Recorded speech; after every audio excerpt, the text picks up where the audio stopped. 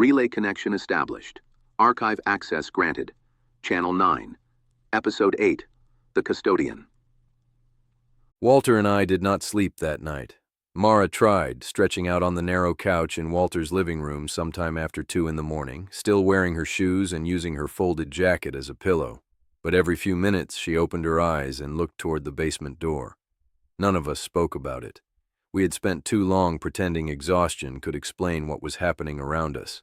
And after everything we had heard beneath Site 9, sleep felt less like rest and more like surrender. Walter stayed at the dining room table, surrounded by cassette tapes, handwritten logs, and 3 different recorders he had carried up from the basement. He worked in silence, rewinding the same sections over and over while a cup of coffee cooled untouched beside him. I sat across from him listening to the tapes hiss, realizing for the first time since this began that the silence between recordings frightened me more than the voices themselves. The relay had gone quiet, not silent. Quiet. There is a difference. Silence is empty. Quiet is something holding its breath. Every radio in Walter's house remained powered on, including the old emergency receiver mounted above the basement stairs. Its green indicator light burned steadily, but nothing came through. No numbers, no whispered names, no fragments of calls that had not yet happened. Even the static felt thinner, as though the signal had withdrawn beyond our reach. Walter said Relay 9 had never stayed inactive this long. Not while equipment was connected, not while someone was listening. I suggested it might have stopped, but he didn't look up. He said things like, "This did not stop." When I told him he couldn't know that, he reminded me it had waited 30 years for someone to answer a telephone. He pressed rewind again, the tape spinning backward with a soft mechanical whine, and added that patience was not the same as weakness. The recording he was studying had been made during our last visit to Site 9. Most of it contained familiar sounds, our footsteps, the groan of old metal, the faint electrical hum inside walls that should not have carried power. But near the end, there was a section he kept replaying. I could hear my own breathing, then a low vibration, then interference. Beneath it, something whispered, though the words were too distorted to understand. When I asked what he was looking for, he said a contradiction. When I told him that narrowed it down, he ignored me. He adjusted the volume and leaned closer, explaining that for years he believed the differences were caused by damaged recordings, weak signals, overlapping frequencies, and equipment pulling fragments from different times. Now he believed we were hearing exactly what had been transmitted. He stopped the tape, moved it into a larger machine connected to an old laptop, and displayed the waveform. He isolated the section, slowed it, stripped away layers of noise until the interference collapsed into a tone. Then a voice emerged. "Open the door." The words were faint but unmistakable, spoken in a layered unison that sounded like multiple people speaking from different distances at once. Mara sat up immediately. She said that wasn't what we heard. Walter replied that it had been underneath what we heard. He isolated another segment. At first only static, then a second voice, quieter, female. "Keep it closed." I felt my shoulders tighten. I'd heard that voice before, calm without coldness, urgent without raising itself. It was the same voice that warned me beneath the relay station that whatever was below was not trapped, but waiting. Walter played both signals together. "Open the door," and "keep it closed" overlapped until meaning collapsed into noise.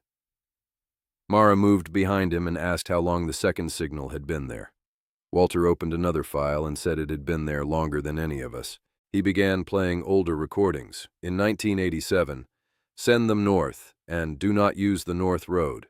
In 1994, "The fire begins in the lower room," and "The lower room must remain sealed." In 2001, "He survives if you answer," and "If you answer, someone else dies." Walter leaned back and said we had believed Relay 9 carried one signal, one source, one intelligence predicting events. I reminded him he had already said it wasn't predicting disasters, but writing rough drafts. He agreed, but said the contradictions were not errors. They were competing instructions. 2 signals, 2 outcomes, 2 futures pulling against each other. I thought of every impossible call we had received, Some guiding us into danger, others warning us away, none consistent, all consequential. We had mistaken instability for malfunction when it may have been the entire purpose. I said Relay 9 wasn't haunted. Walter agreed. Then he called it contested, and the word settled over the room like something physical. Mara finally spoke from the couch, saying there was something she had never told us. Walter closed the laptop halfway as she described a storm years before I worked at dispatch. At 3 in the morning, her headset rang with a call that didn't appear on any line. A woman told her not to drive home by Briar Bridge. Minutes later, another voice told her to take it because the highway was blocked. She stayed at dispatch until sunrise. At 4:17 a.m., Briar Bridge collapsed into the creek. No cars were on it. She checked the recordings afterward. There had been no call at all. She never reported it.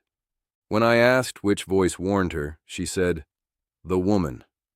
Walter said one correct warning didn't prove anything. Mara insisted the bridge collapsed. Walter replied that if she had taken the highway, she might have encountered something the other voice was trying to prevent. I couldn't argue. Every choice around Relay 9 seemed to create consequences we couldn't see. The female voice had warned me not to open the hatch, but that didn't prove she was protecting me. She might have been protecting herself or something on her side of the door. Walter stood and went toward the basement. I asked where he was going. He said he needed a key. Mara asked what had opened. At the top of the stairs, he paused and said, "The county courthouse." By morning, the storm had thinned into a dull gray ceiling over Ash Hollow. The courthouse stood in the center of town, a 3-story brick building with white columns and a clock that hadn't worked in decades. Walter parked behind it, removed a heavy brass key, and said he used to have access to the records annex. Mara pressed him for a real explanation, but he only said it was the only answer she would get. The key worked. Beneath the courthouse, a narrow staircase descended into air that smelled of dust, wet stone, and old paper. Only every third bulb in the basement lit. Shelves filled the space from floor to ceiling. Walter said they were looking for proof that Relay 9 was never theirs. He moved through the archives as if uncertain of the layout, stopping twice as though remembering paths that no longer existed. At one point, he said there used to be a door here. There was only a wall. He placed his hand against it and said the room beyond had held infrastructure records. I suggested they had been moved. He said they had not. After nearly an hour, Mara found a hidden cabinet. Inside were decades of documents referencing a communications structure northwest of Ash Hollow, sometimes called the County Relay, sometimes Station 9.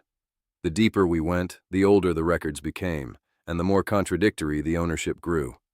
Each generation believed the previous one had built it. Eventually, no origin remained at all. The oldest file, dated 1891, requested materials to reinforce a structure damaged during excavation.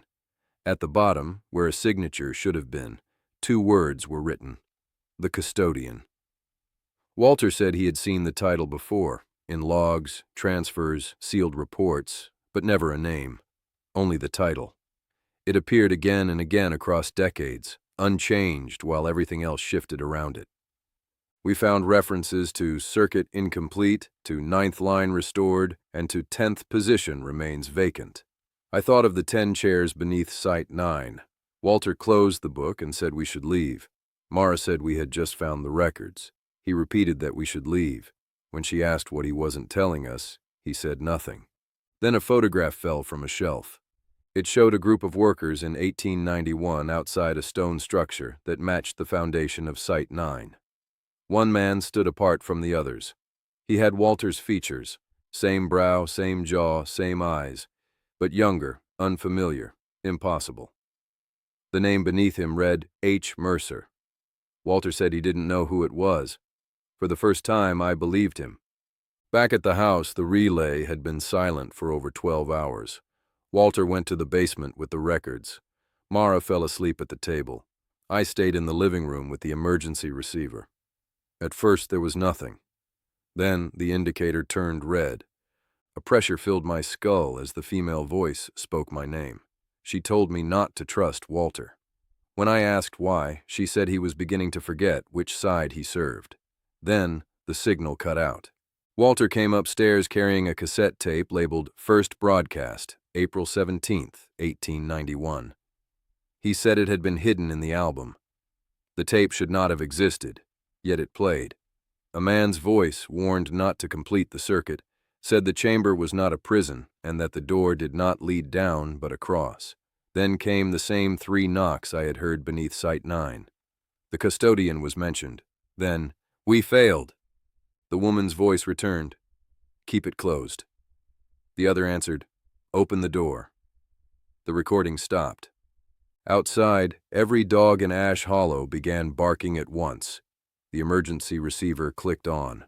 A new voice came through, my voice, older, exhausted, barely recognizable. "Caleb, if you can hear me, do not let them finish the 10th position." Then 3 knocks came from beneath the basement floor. The first was soft. The second shook the room. The third opened the basement door, and the channel remained open.